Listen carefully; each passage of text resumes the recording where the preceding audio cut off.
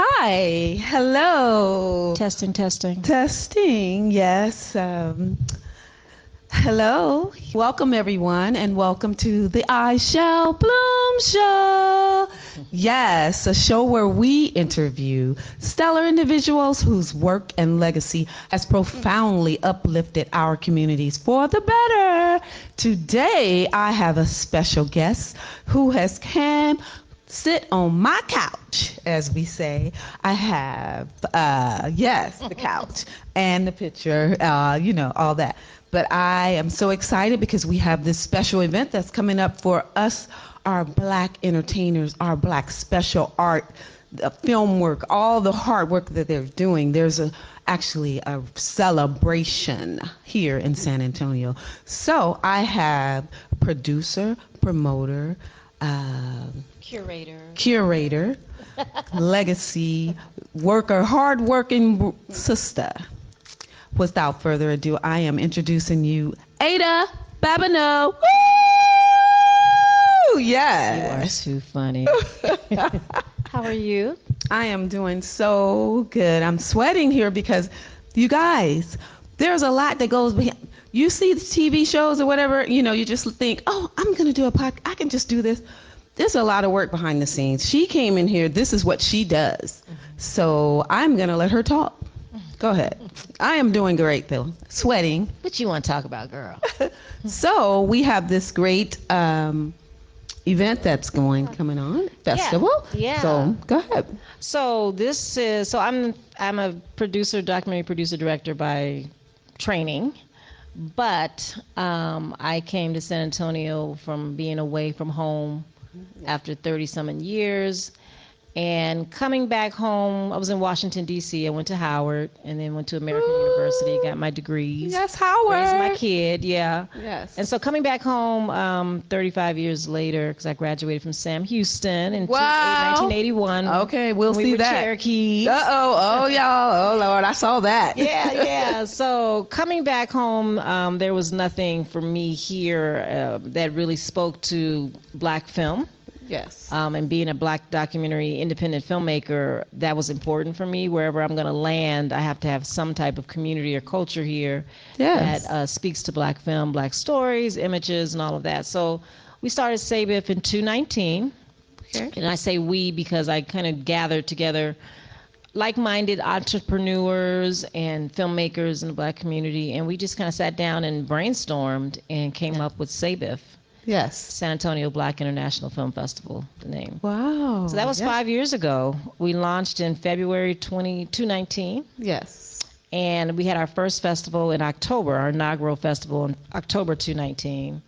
And then COVID hit. Yes. 2021. 2021. So we had to move from having physical locations to online. The big grand opening of the online, and then the outside invitations. That's when the parties were outside, or drive-by parties. I mean, well, we didn't do all that. We were so busy crammed in trying to figure out how to do the online thing because it was such a new world. It was. Yes. So my friend live streams. They have a company called Live Streams, and they help produce and promote and build us a platform. And we were able to show films online that year, and which was cool because that year we had like 33,000 views because everybody was locked in. If you remember, people were locked in; they couldn't go anywhere. Yes. So that was our biggest year, and we garnered people from all over the world to watching SABIFF. So that was like the only really positive thing that came out of COVID was we got a broader audience. So now we can do hybrid festivals, which is both virtual and in person. Yes. So that's what we started doing in 2021. I was honored to be a part of that. Patsy Whitfield is the one. I don't know how we met, but she said, "You know what? I think you'll be good with this." She just gave me a job. She just gave me a job, and I'm like, kind of like the radio station. I don't know what I'm doing, but I'll do it. Yeah. But I loved it. I didn't know that it brought me joy because I was able to hear people's story again. I was able to see our talent, and I learned so much about Disney. Disney. That year. That year, that was the year, and so. Of course, Keith White was out. There was a number of people that came out from California. There were online people in Africa that came on the platform on stage. Oh yeah, it was. It was It's international. It was international, yes. Yeah. But you really didn't think about it in that time, COVID and everything. We've been locked in. Yeah. So we had a thirst. Yeah. For knowledge, huh? It was like It really It really was. I think. Well, for me, it's like important. It's always important for me, like to know when, like when we're looking at films, I like to like when are we going to enter into the film, into the story. Yeah. And so I like seeing stories. I love seeing stories with our images and our voices and our perspectives. So it was important to have something in San Antonio that represented us. Yes. You know, so we started, the San Antonio Black International Film Festival. And that really was an entree to not only projecting international images, people throughout the whole diaspora, Black diaspora, but also to bring on creatives and let folks know what's out there in the film and television world. Yes. Because so many kids don't know what type of careers are available for they don't know what careers are available in film and television. Yes, so speak about that. We bring creatives that talk about their journeys and do workshops and panels on the different professions that are available. So you have the film, you have the creatives, and networking events are available. So we change themes every year, though. Yes, this year. So we started off. It was our first year, inaugural year, and we started off at the Texas Institute of Culture, Carver Community Cultural Center, UTSA Buena Vista Theater. So those were our venues, and we kind of branched. Well, the Texas Institute of Culture, they changed the whole structure. So we stayed with the Carver Community Cultural Center. Coming out of COVID in 2021. And our theme was animation in Black. So that year we brought in Bruce W. Smith, the owner, creator, executive producer, master animator of the Proud Family. Sure did. And that was awesome. You know, you guys, I know I don't supposed to do this, but hold on. Yeah, but Bruce was awesome. While Sandy goes gets that, I'll entertain y'all.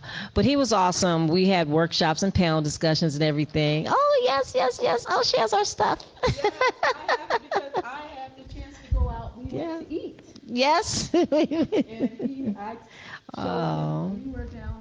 downtown. At the Elsewhere. That was awesome.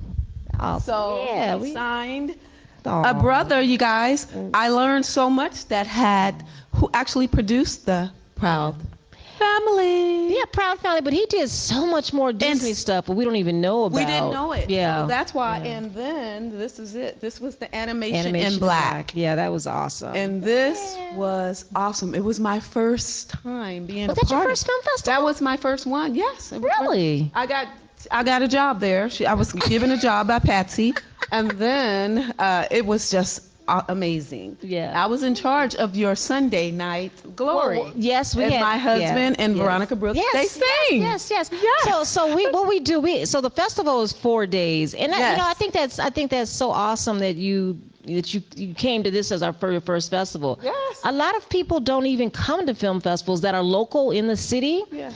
The people come usually from other cities to come to festivals, and it's usually very cliquish in terms of filmmakers come and educators and people in the industry. Yes. But our focus is to get to the community to come and experience film festivals, because it's not like a thing that is like not for everybody. It's for everybody. It's for everybody. Yeah, there were people who said they didn't even know that there was an African American Black man that had anything to do with Disney. So now that story, Under the Stars. Yes. So we have 4 days. I'm going to break that down. So we have 4 days of the festival. Yes. Every festival we have has 4 days. This is our 5th year. We're celebrating 5 years. So this is a milestone for the community to come out and support you guys. And really be empowered by what we have to offer. Yes. So the first day is typically the opening night. And so there's a red carpet reception, just like you see on Hollywood, but this is San Antonio wood, SABIFF wood. Exactly. In San Antonio, we're having the red carpet event. Yeah. So you can't miss this. Yeah.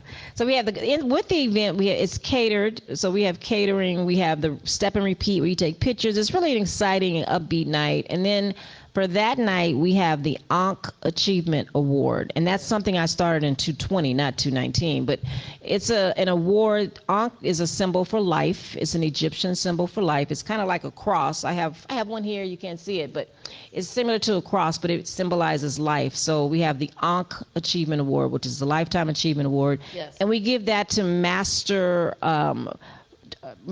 Just performers, crew. Yes. It could be anybody that really uplifts Black life subject stories, Yeah. images, and pretty much it's visionaries. We awarded to visionaries, really Black visionaries in the field of film and television and video.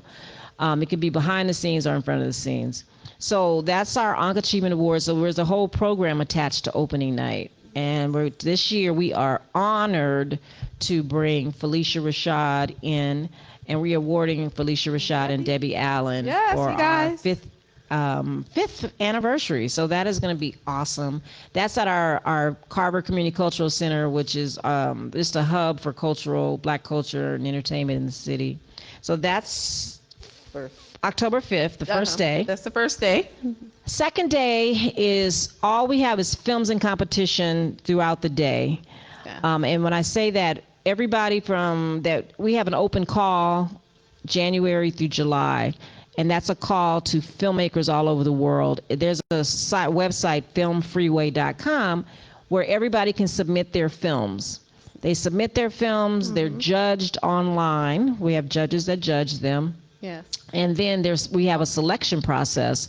Out of those films, we had 80 this year, and it's grown every year, which is awesome. We started out with 30, 35, or something like that. Look at that. Look at so that. it's grown. Yes, and it's going to keep growing. Yeah. Yes. Oh. So we do that. We have a judging process. We select films in competition, which Dat Matt Duane, Dot Main Duane is also a local filmmaker. He and I co-program the festivals, make the film selections based on the judges and scores that have been scored online. Yes. And we select films. So out of the 80 films, we only were able this year to select 39. Last year we had 55 that we selected, but there were more short films that were submitted, so we could group those in and do more screenings. Yes. This year we had so many feature films and feature documentaries. When I say feature, that means an hour or over. Okay. Shorts are under an hour, like 45 and under. But we had so many feature-length films that we could only program, the 39 films total. Yes. And we're doing that on 2 locations.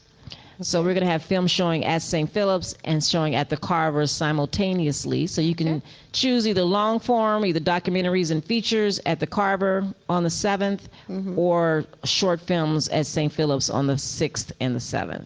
Okay, and they'll be, and you'll show those, what locations? Yeah, so you can actually go to the website, sabiff.tv. SABIFF, that's SABIFF. .tv? Yes. .tv. Yes. So you have to go there and you have to look and see what films you want to see, because we have trailers where you can click on the trailer, read about the filmmaker, decide what films you want to see and where. So you'll either be at the Carver or at St. Philip's to see films all day.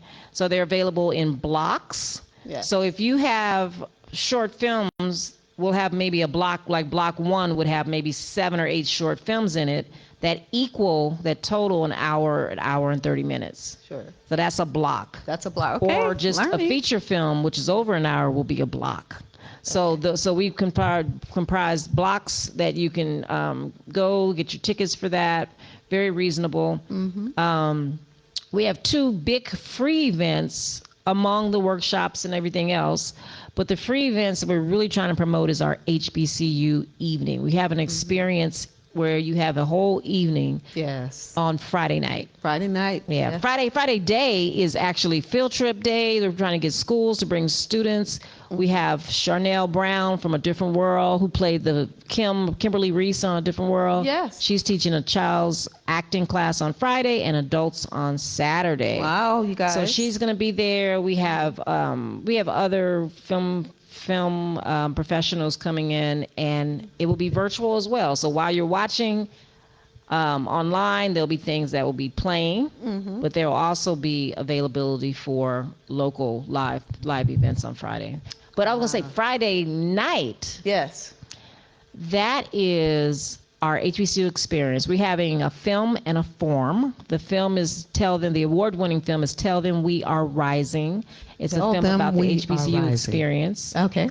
And that's a documentary. Some people may not know what HBCU. Oh, you know what I mean.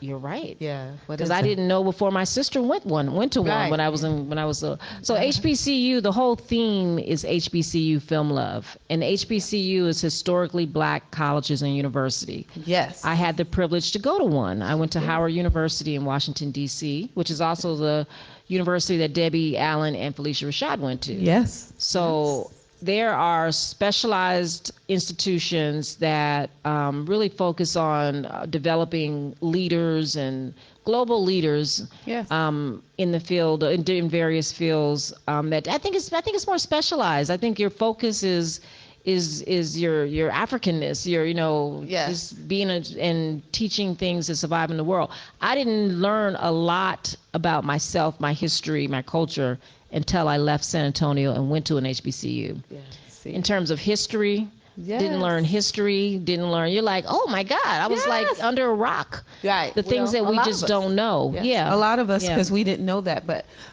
just like now, we're pushing that. Mm-hmm. It's so beneficial to go to a historically Black university, college, you know what I mean, because you learn about self. And you don't feel like you're under a rock. I mean, you don't feel like you're at other colleges. Okay, it's all about the mission of learning, of course, but you don't learn about your history. Yeah. And so to go to just being at St. Philip's, it was my first time going there last year. Well, not going, but being a part of SABIFF and just watching and looking at the pictures on the wall and the history of all that. I didn't even know St. Philip's was an HBCU. I'm from San Antonio, live around the corner, down the street. Yeah, yeah. And never knew St. Philip's it's 125 years old this year, but I never knew St. Philip's was an HBCU growing up. Well, as I was walking, I was kind of lost. And so I went into the college. Everything was shut down then because of COVID was still kind of lingering in 21. But as I was walking in there, one of the ladies stopped me. She was like, "What are you looking for?" I said, "I'm looking for SABIFF." You guys were in the other part. She said, "Well, my name is Lawana." Her name is Miss Lawana. I know what you're talking about. She stopped me. She's sweet. She's sweet. Yeah, she said, "Well, I'll show you where you need to go." She's the grant writer, right? Yes. Yeah. So I'm like, "Oh, okay, hi." She's like, "I'm so busy, but you know what? I love to come." That's when I worked with the radio station. But she said that even though it's a historically Black college, only 25% of African Americans go there. But it's also historically Hispanic college. It has a double designation. Yes. So we are in 95%. I mean, she said it's only 20. So we need. So even with your program, SABIFF, and honoring the HBCUs, this is a blessing too, because we are going to learn. We're learning so much.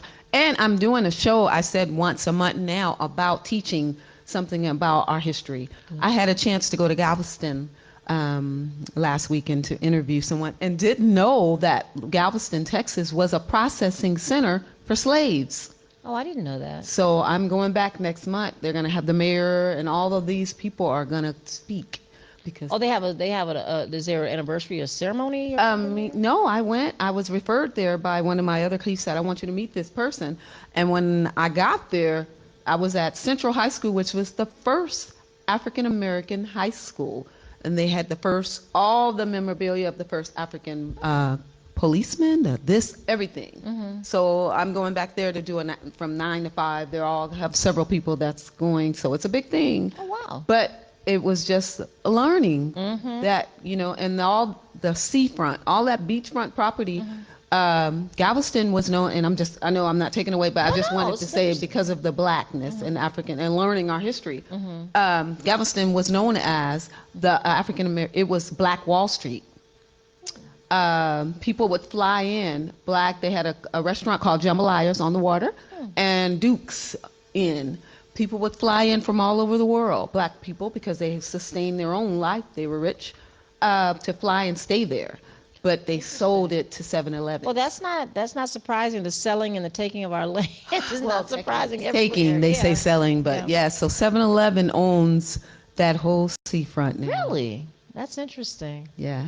But None it's of just us. so much. But it's just so much history to learn that we're Yes. not privy to. And then the fact that Texas and Florida and just other places are the politics that are involved, trying to the demise to take away and steal our history, to deny people from learning African history, Yes. true history, to deny Yes. people from reading books. I mean, Yes. this is.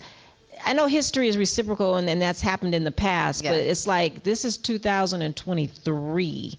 So to take us back is ridiculous. That's why it's so incumbent upon us as parents, as teachers and instructors, these organizations, these mentees organizations, Yes. to really push forward the events such as this, and books and leaders, exposing people to leaders and everything that really bring it home with really teaching our history and our culture. So our HBCU evening will have not only the film, Tell Them We Are Rising, about historically black colleges, an award-winning documentary film. We're having the co-director there as well to speak after. Okay. That's at 5 at the Carver Community Cultural Center on October the 7th.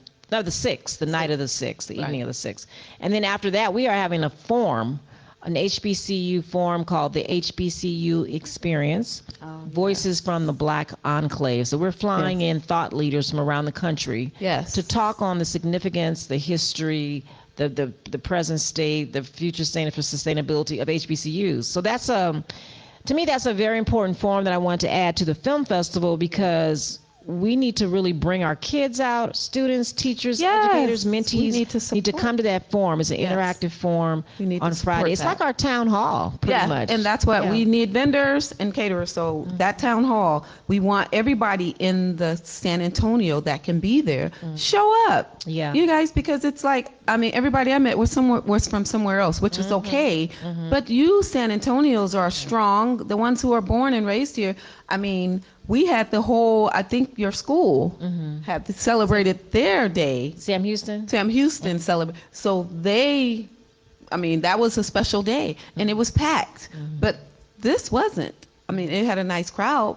So we invited them over, remember? But, they were awesome. But it was awesome. But we still want people who didn't go to Sam Houston, who grew up here. Come see about this. Come learn about your history. Come, your young ones who are growing up. Teach them about historically black colleges and university. Yeah. And the richness of our cultures. But and also too, I want to say, and just because they are taking the books out, they are doing all these things, it doesn't negate you from teaching your own. We have to teach our own and be responsible. So we can't blame anyone else, really. Yeah, you do have to take a stance. I mean, like I said, I didn't know anything about HBCUs at all. My sister Karen, 2 years older than me, was like a really good role model for me. But she had the vision. I mean, she found out about HBCUs through reading Ebony and Jet, girl. Yes, and she would always see like Thurgood Marshall and Patricia Harris. She would see people that graduated from Howard. Yes. And so she researched further and was like, I want to go there. Yeah. And so that's how I got there too. And I following her footsteps. But the experience is just it's just unmatched with strengthening you, with giving you perseverance, leadership skills. Yeah, empowering you. It's very empowering. Very empowering. Just knowing that you are in control. I mean, just you have someone like you there.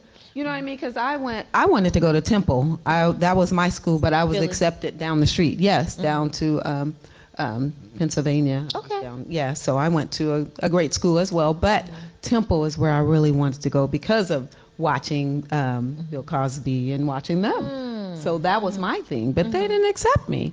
But I had a chance to go to Philadelphia, the city of brotherly love, and there's a lot of African Americans there. Oh yeah, Philly, DC, yeah. Yeah, so I learned we are different. Man, we live different. The weather definitely is different from California. It sure is. But yeah.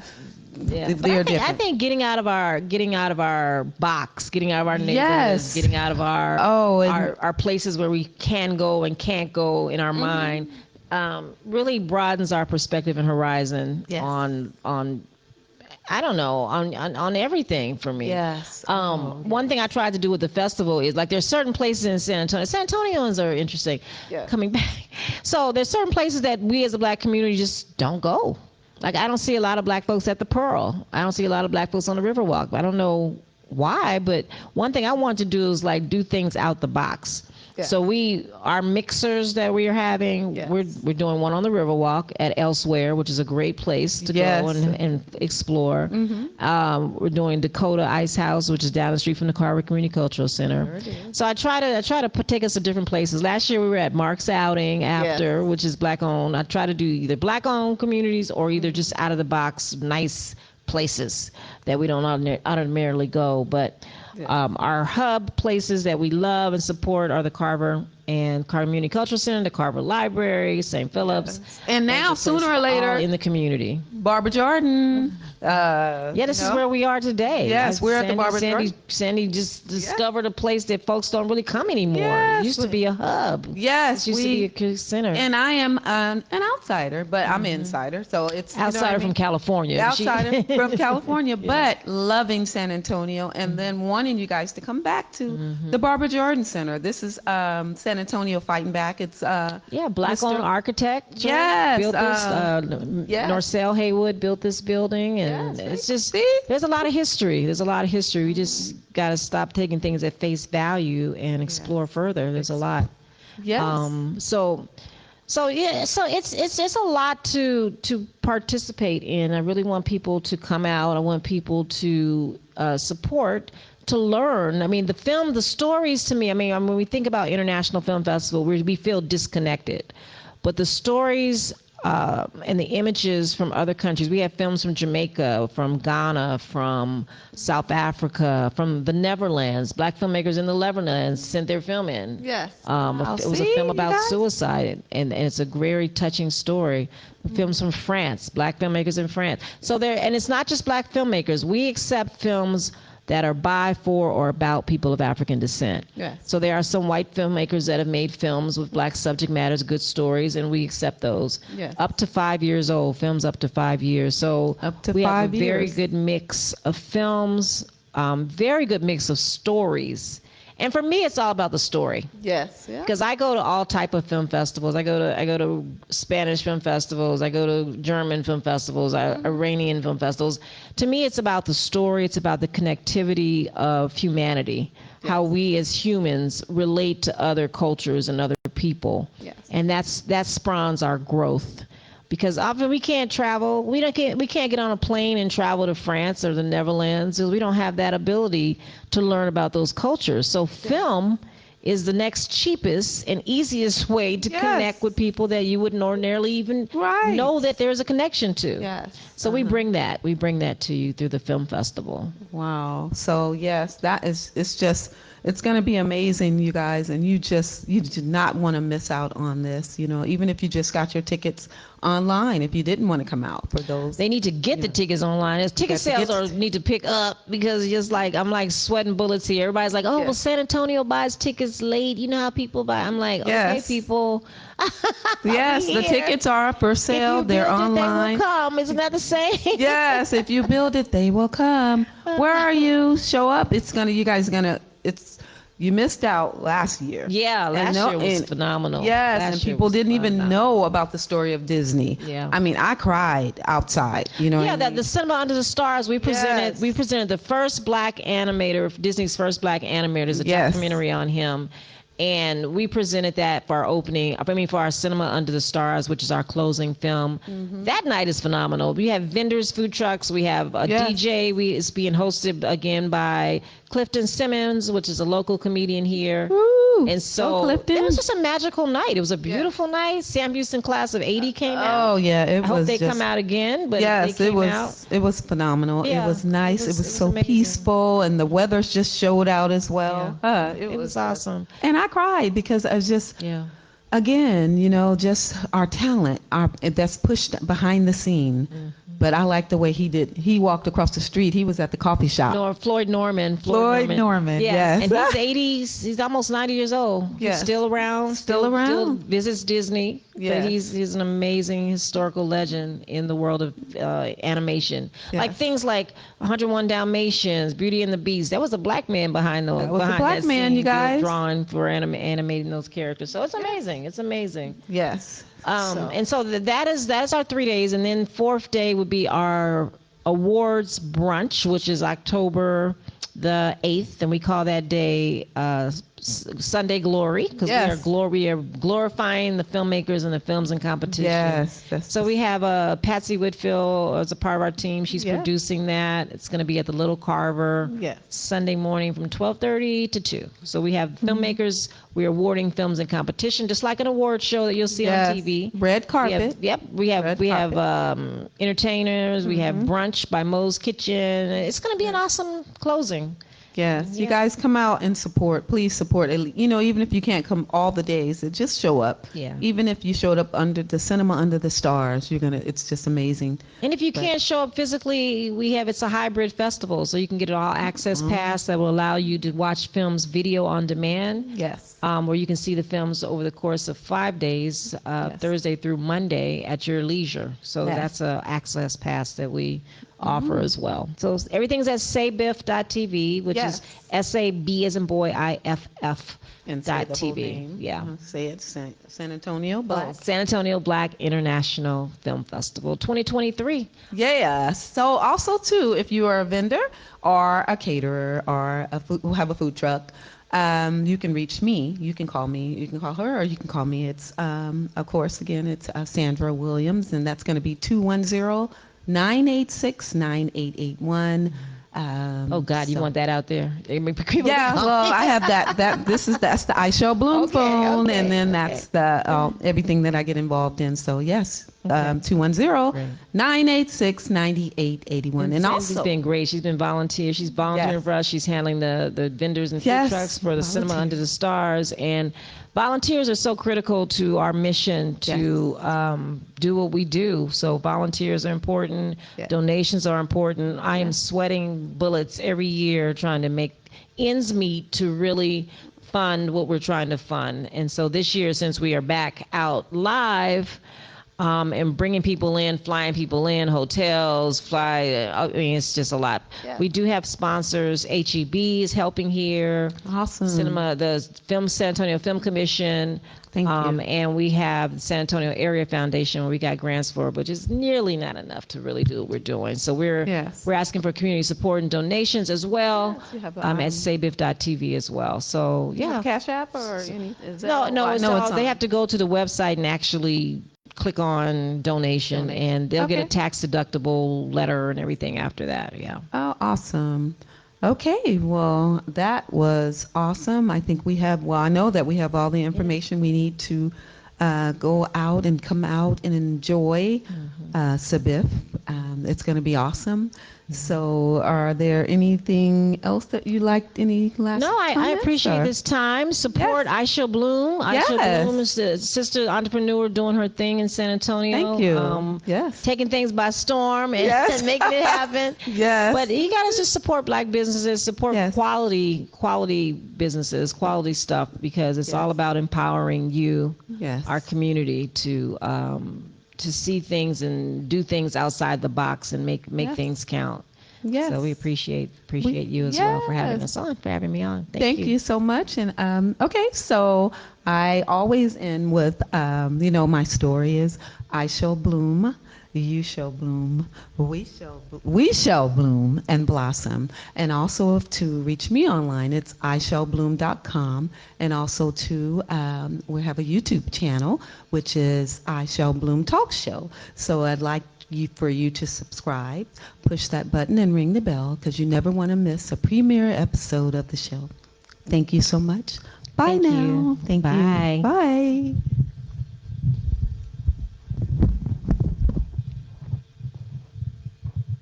Fade to black. This is perfect timing because I gotta rush to a media. I'm gonna listen to this call.